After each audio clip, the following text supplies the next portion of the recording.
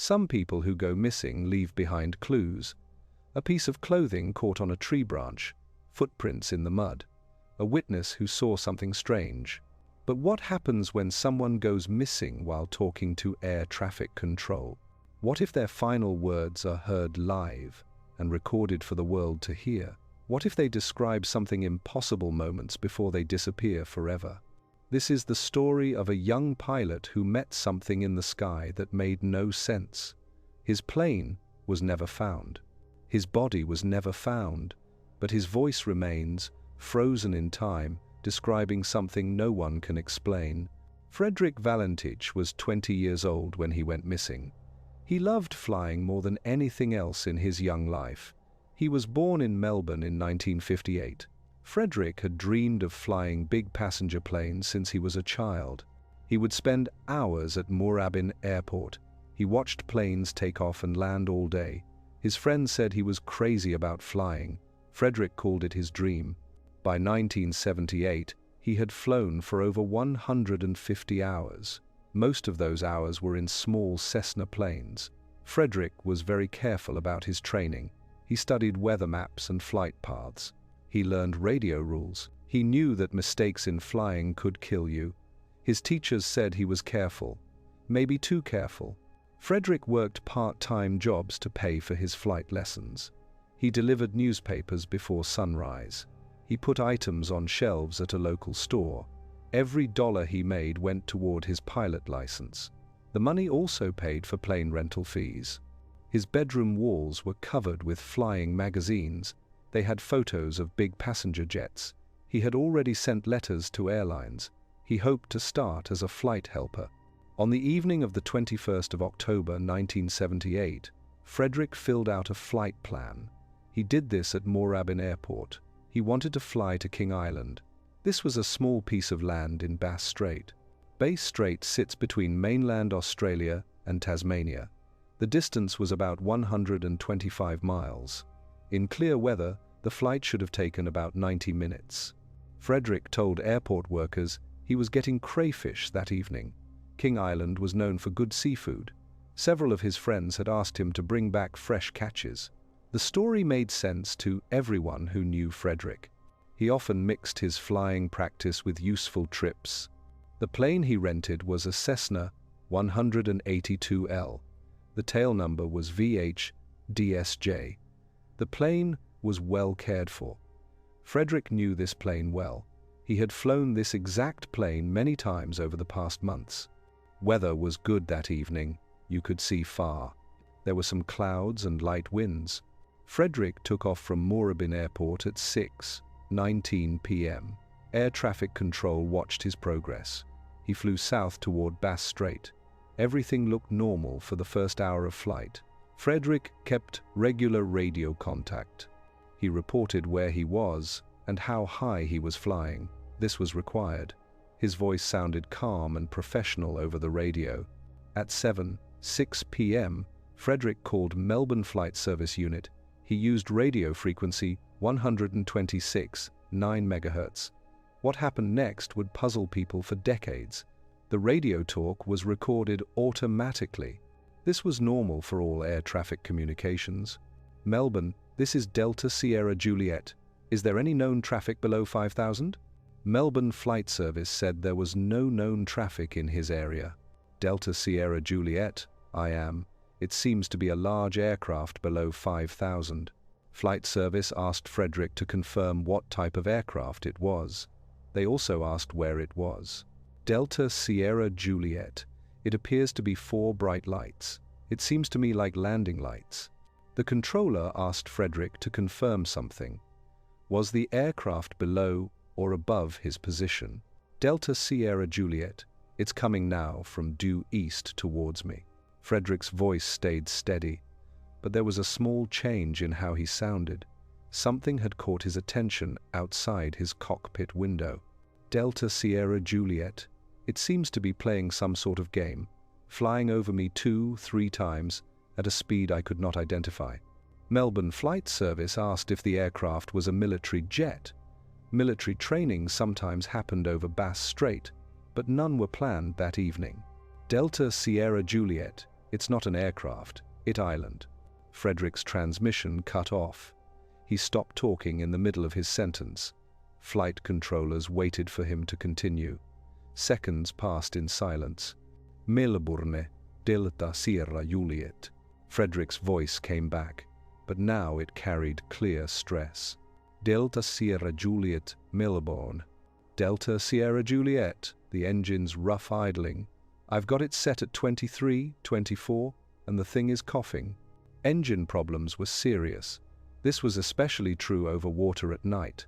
The controller asked Frederick to confirm his plans. Did he need emergency help? Delta Sierra Juliet Roger, the engine is rough idling, and I can confirm that I cannot identify the aircraft. It has 4 bright lights that appear to be landing lights. The controller asked for more details about the unknown aircraft. Delta Sierra Juliet, it's above me, so I cannot identify the type of aircraft. It has 4 bright lights that appear to be landing lights. Frederick reported his altitude as 4,500 feet. He was still flying south toward King Island, but his exact position was becoming unclear. This was because of the developing situation. Delta Sierra Juliet, Melbourne. Are you able to confirm what type of aircraft that is above you? Delta Sierra Juliet.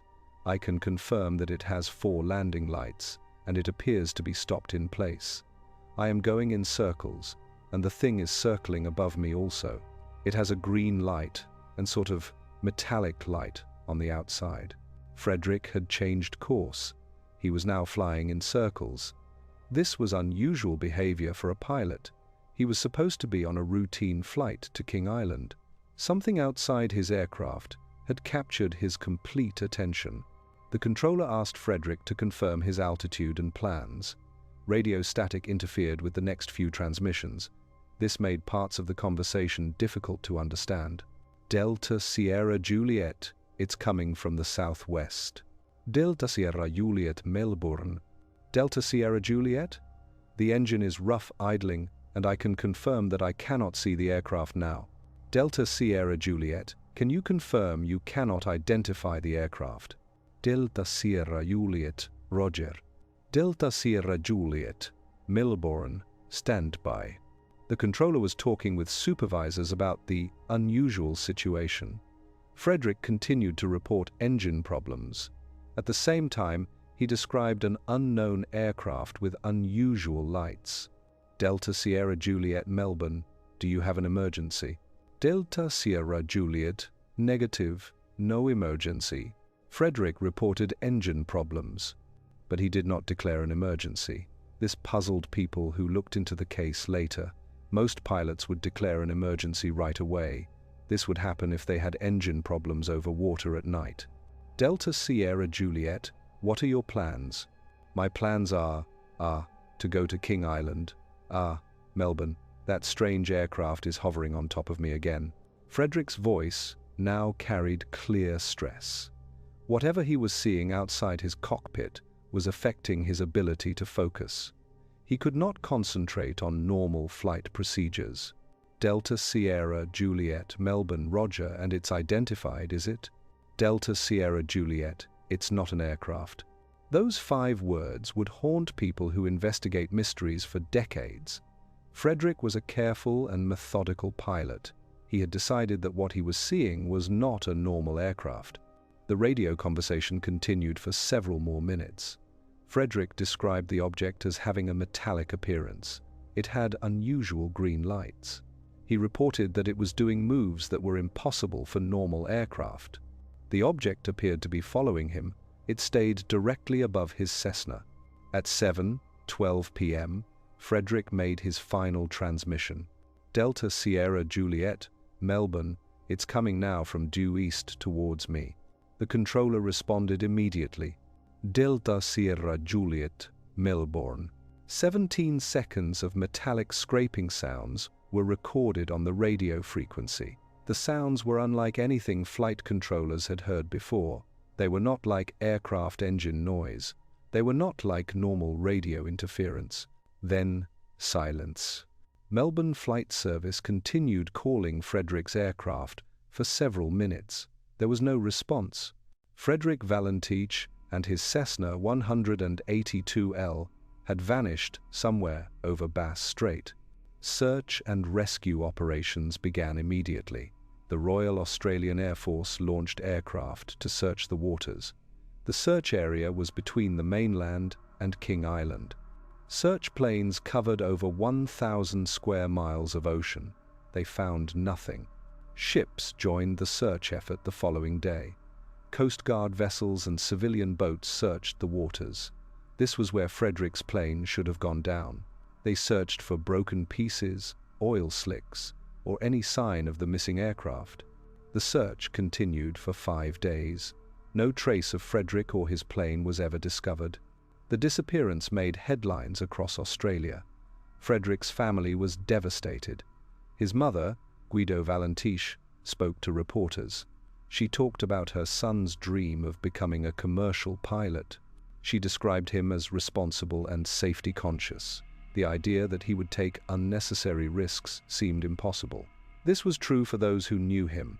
Aviation authorities started a formal investigation into the disappearance. The Department of Transport looked at Frederick's flight training records. They examined his medical history. They also looked at the maintenance records of the aircraft he was flying. They found no evidence of pilot error or mechanical failure. Nothing could explain the vanishing. Investigators looked at the recorded radio conversation hundreds of times. Voice stress analysis suggested something important. Frederick was genuinely frightened by what he was observing.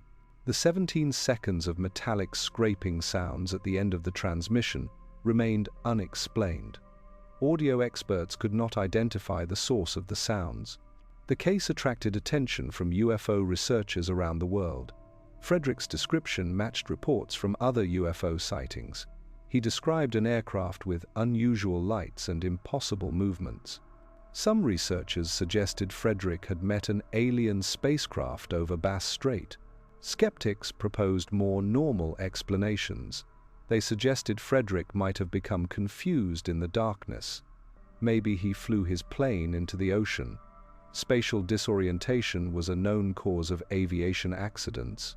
This was especially true for new pilots flying over water at night. Others theorized that Frederick had staged his own disappearance. This theory suggested he had landed on a remote beach. Then he abandoned his aircraft. The reason would have been to escape debts or personal problems. However, investigators found no evidence of financial difficulties. They found no personal issues in Frederick's life. The Australian government classified some files related to the Valentich case. Officials stated that certain information needed to remain secret for national security reasons. This decision fueled conspiracy theories about government cover-ups of UFO encounters. In 1982, an amateur investigator claimed something important. He said he had found wreckage from Frederick's aircraft on a beach near Cape Otway. The wreckage consisted of several metal fragments. They appeared to come from a small aircraft. However, aviation experts could not for sure link the fragments to Frederick's missing Cessna. Frederick's family never stopped searching for answers. His father, Valentich, spent years investigating his son's disappearance. He interviewed witnesses who claimed to have seen unusual lights in the sky. This was on the night Frederick vanished. Several people reported observing strange aircraft over Bass Strait. This was around the time of the disappearance. One witness was Roy Manifold. He was a photographer who had been taking pictures of the sunset near Cape Otway on the 21st of October, 1978.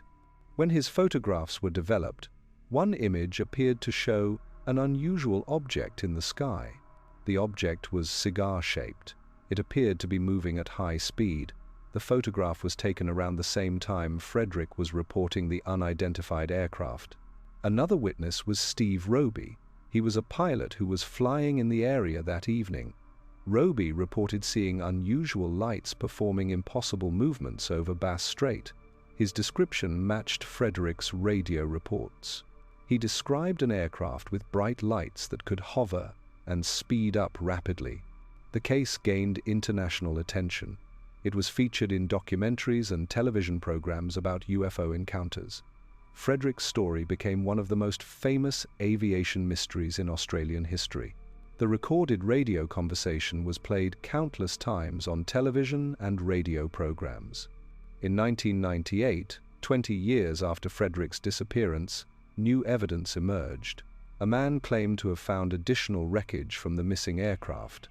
The wreckage included part of an engine cowling with serial numbers. These numbers could potentially be traced to Frederick's Cessna.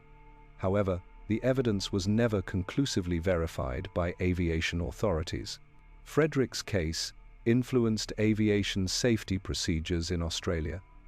Pilots flying over water were encouraged to carry better emergency equipment. They were told to maintain more frequent radio contact with air traffic control. The case demonstrated something important.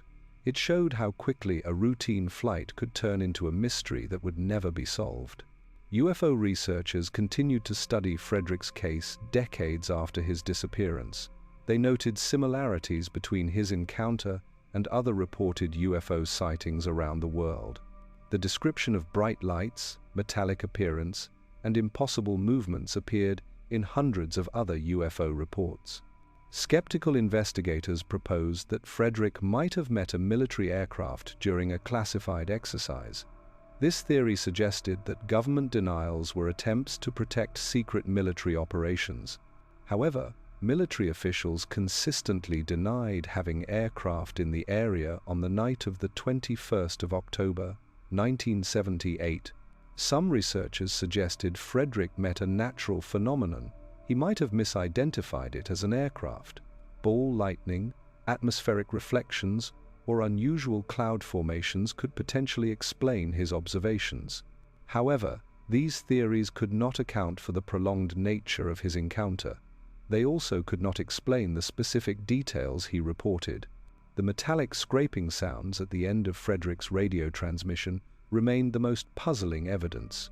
Audio analysis revealed that the sounds lasted exactly 17 seconds. They were not consistent with aircraft breaking up or hitting the water. The sounds appeared to be artificial. It was as if something was interfering with the radio transmission itself. Frederick's story inspired books, documentaries, and even a feature film. His case became a symbol of the enduring mystery surrounding UFO encounters. The combination was powerful. It included recorded evidence, multiple witnesses, and the complete disappearance of pilot and aircraft. This created a perfect storm of unexplained circumstances. In 2014, new technology allowed investigators to enhance the audio quality of Frederick's radio transmissions. Digital analysis revealed previously unheard details in his voice and background sounds. However, the enhanced recordings raised more questions than they answered. Some analysts claimed to hear additional voices in the background. Others disputed these findings. The Valentich family continued to seek answers well into the 21st century. Frederick's sister established a website dedicated to investigating his disappearance. She collected testimonies from witnesses. She worked with researchers around the world. The family offered rewards for information. They hoped this would lead to the discovery of Frederick or his aircraft. Commercial aircraft flying over Bass Strait sometimes reported unusual sightings. These reminded pilots of Frederick's case. Air traffic controllers noted these reports, but found no evidence of unauthorized aircraft in controlled airspace. The reports typically involved bright lights moving at impossible speeds. They also involved lights making sudden directional changes. Ocean currents in Bass Strait could have carried wreckage far from where Frederick's plane went down. Search experts noted that debris from the missing aircraft might have washed ashore anywhere. This could happen along hundreds of miles of coastline. Beach walkers and coastal residents were encouraged to report any suspicious metal fragments they discovered. The case influenced how aviation authorities investigated missing aircraft. Frederick's disappearance demonstrated the importance of preserving radio recordings. It showed the need to collect testimony from potential witnesses immediately after an incident. Delayed investigations often resulted in lost evidence and faded memories. Modern satellite technology and GPS tracking systems would have prevented a case like Frederick's from remaining unsolved. Contemporary aircraft are monitored continuously by multiple tracking systems. The idea of a plane simply vanishing without a trace has become virtually impossible in controlled airspace. However, Frederick's case occurred in 1978. Aviation technology was far more limited then. Radar coverage over Bass Strait was incomplete. Aircraft relied primarily on radio contact to maintain communication with ground controllers. A plane could disappear in areas where radar coverage was poor or did not exist. Weather conditions on the night of the 21st of October, 1978, remained a factor in various theories about Frederick's disappearance. Official reports described conditions as favorable for flying, but some investigators suggested that localized weather events could have contributed to the incident. Unexpected fog banks, wind shears, or electrical storms could have created dangerous conditions. These might not have been detected by ground-based weather stations. The psychology of the missing pilot also received lots of analysis. Frederick was described as level-headed and methodical. He was not prone to flights of imagination or dramatic storytelling. His radio transmissions were professional and coherent throughout the encounter. This was true even as he described increasingly unusual observations. Voice analysis suggested genuine fear and confusion. It did not suggest deliberate fabrication. Frederick's age and experience level raised questions about his ability to handle an emergency situation. At 20 years old, with 150 hours of flight time, he was relatively inexperienced compared to commercial airline pilots. However, his training records showed competency in emergency procedures and radio communication protocols. The aircraft Frederick was flying had an excellent safety record. Cessna 182 aircraft were known for their reliability and forgiving flight characteristics. Mechanical failure severe enough to cause a complete disappearance would have been extremely unusual for this type of aircraft. Maintenance records showed the plane was properly serviced and airworthy. Fuel calculations suggested Frederick had enough gasoline to reach King Island. He also had adequate reserves for emergencies. However, if he had deviated from his planned route or spent extended time flying in circles, he might have exhausted his fuel supply before reaching land. A forced water landing at night would have been extremely dangerous. This would be true even for an experienced pilot. The 17 seconds of metallic sounds at the end of Frederick's radio transmission became the subject of intense guessing. Some researchers suggested the sounds indicated his aircraft was being affected by an external force. Others proposed that the sounds were created by radio interference from unknown sources. A few investigators even suggested something more dramatic. The sounds might be evidence of the aircraft being physically lifted or moved by the unidentified object Frederick had been reporting. Multiple government agencies investigated Frederick's disappearance. These included the Department of Transport, the Royal Australian Air Force, and the Australian Federal Police. Their combined resources found no evidence of criminal activity, terrorism, or normal aircraft accidents. The case was eventually classified as an unsolved missing person incident. International aviation experts reviewed the case. They found no comparable incidents in their databases. While pilots occasionally reported unusual sightings during flight, Frederick's case was unique. It combined detailed radio communication with complete disappearance of pilot and aircraft. The recorded evidence made it impossible to dismiss as a simple hallucination or misidentification. Frederick's story became part of Australian folklore. It was mentioned alongside other famous mysteries like the disappearance of Harold Holt and the Min Min lights.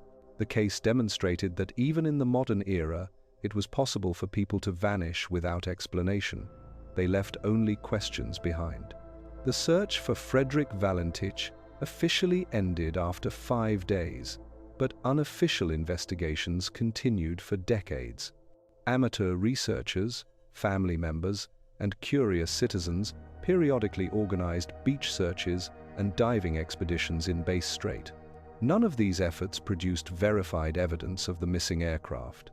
Over the years, several hoax claims emerged. People falsely claimed to have found Frederick's aircraft or to have witnessed his final moments. These false reports added confusion to an already complex case. Investigators had to carefully verify each claim. They often found them to be deliberate deceptions or cases of mistaken identity. The Bass Strait region itself became a focus of paranormal research. The area had a history of unusual sightings and unexplained events. This dated back to the early days of European settlement.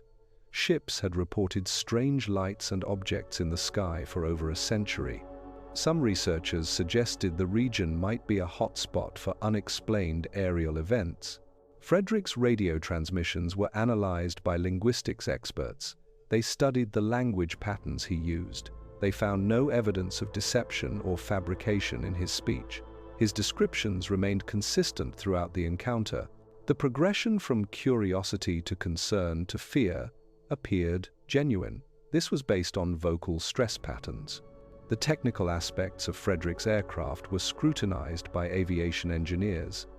The Cessna 182L was a robust aircraft with multiple backup systems. For it to disappear completely without sending a distress signal would require either catastrophic structural failure or immediate incapacitation of the pilot. Neither scenario fit well with the extended radio conversation that preceded the disappearance. Meteorologists studied weather patterns over Bass Strait on the night of the 21st of October, 1978. They found no evidence of severe weather that could have caused an aircraft accident. Winds were light. Visibility was good. There were no thunderstorms in the area. The weather conditions actually favored safe flight operations. Ocean search experts analyzed current patterns and tidal movements. They wanted to determine where wreckage might have drifted if Frederick's aircraft had crashed into Bass Strait. Their calculations suggested that debris should have washed ashore within days or weeks of the incident. The complete absence of any confirmed wreckage became another puzzling aspect of the case. The psychological impact on Frederick's family was profound and lasting. His parents never fully recovered from the loss of their son and the lack of closure. They spent decades pursuing every lead and theory. They hoped for some explanation that would bring peace. The uncertainty was perhaps more difficult to bear than definitive bad news would have been. Frederick's flight instructor was interviewed extensively about his students' capabilities and mental state. The instructor described Frederick as a competent pilot who followed procedures carefully. There was no indication of reckless behavior or poor judgment that might have contributed to an accident. Frederick had successfully completed all required training exercises and check flights. The media coverage of Frederick's disappearance evolved over the years.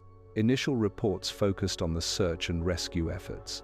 As time passed, coverage shifted to the mystery aspects of the case. Eventually, Frederick's story became part of UFO lore and paranormal investigation programs. This media attention kept the case in public consciousness, but it also attracted hoax claims and false witnesses. Air traffic controllers who handled Frederick's final radio communications were interviewed repeatedly over the years. They consistently maintained that his transmissions sounded genuine and indicated real distress. The controllers had no doubt that Frederick was reporting what he actually observed. This was true even if they couldn't explain what that might have been. The recorded radio conversation became a key piece of evidence. It prevented the case from being dismissed or forgotten. Unlike many UFO reports that relied solely on witness testimony, Frederick's case included official recordings that could be analyzed and verified. This documentation gave the case credibility that many other mysterious disappearances lacked. Aviation safety investigators used Frederick's case as a teaching example in pilot training programs. The case demonstrated the importance of maintaining radio contact during emergencies. It showed the need to follow proper distress procedures. It also highlighted the dangers of flying over water at night. This was especially true for relatively inexperienced pilots. The technical analysis of the 17 seconds of metallic sounds continued with each advancement in audio technology. Spectral analysis, frequency filtering, and digital enhancement techniques were applied to the recording. Each new analysis revealed additional complexity in the sounds, but no definitive explanation for their origin was found. Frederick's personal effects found in his apartment after his disappearance revealed his dedication to aviation. His room contained detailed flight planning materials, navigation charts, and aircraft performance handbooks.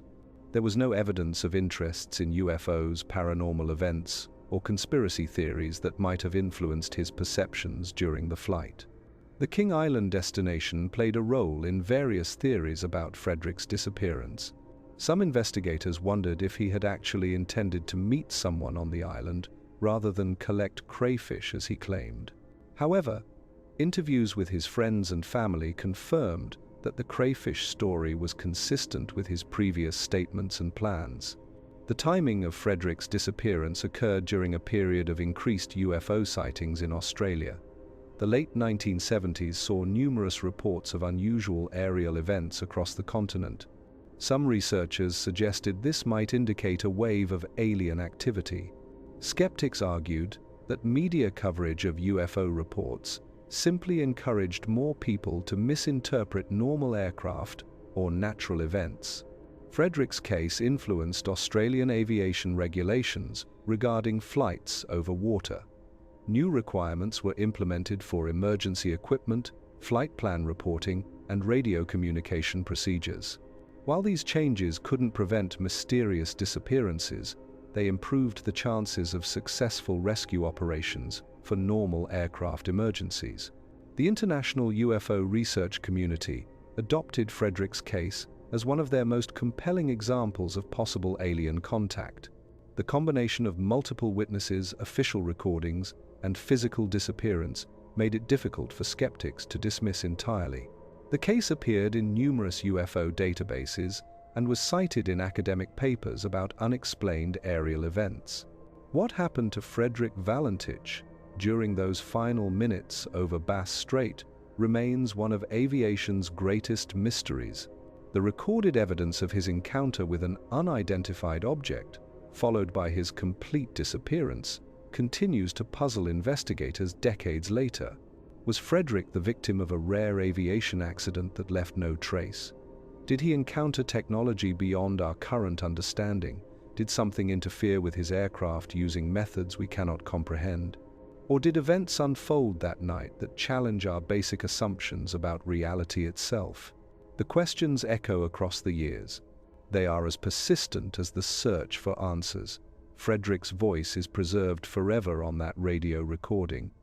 It continues to describe something that defies easy explanation. His final moments remain locked in those 17 seconds of mysterious sounds. No expert has been able to for sure identify them. The waters of Bass Strait keep their secrets. Somewhere beneath those dark waves, or perhaps in dimensions we have yet to understand, lies the truth about what happened to a young pilot. He simply wanted to collect crayfish on a routine evening flight. Frederick Valentich's story reminds us that our world still holds profound mysteries.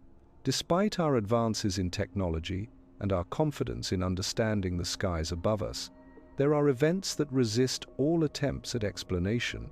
His case stands as a testament to the enduring power of the unknown. The mystery lives on. It waits for someone to finally solve what happened on that October evening. That was when a young pilot met something that changed everything. Until that day comes, we can only listen to his voice on that recording. We can wonder what he truly saw in the darkness above Bass Strait. If you found this story intriguing, let us know in the comments what you think happened to Frederick Valentich.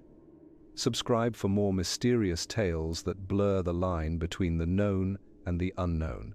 Until next time, sleep well, and remember that sometimes the most profound mysteries are those that refuse to be solved.